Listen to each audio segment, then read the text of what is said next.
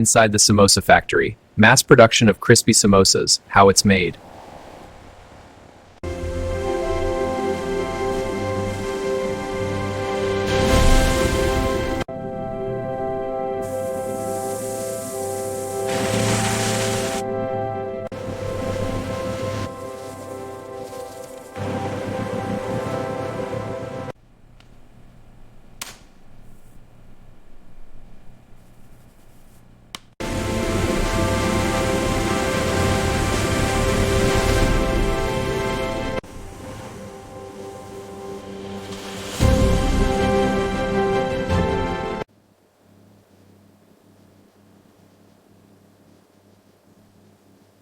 Inside the samosa factory, a worker feeds rested dough into the industrial sheeter. The rollers compress it into a unified 5 millimeter thickness.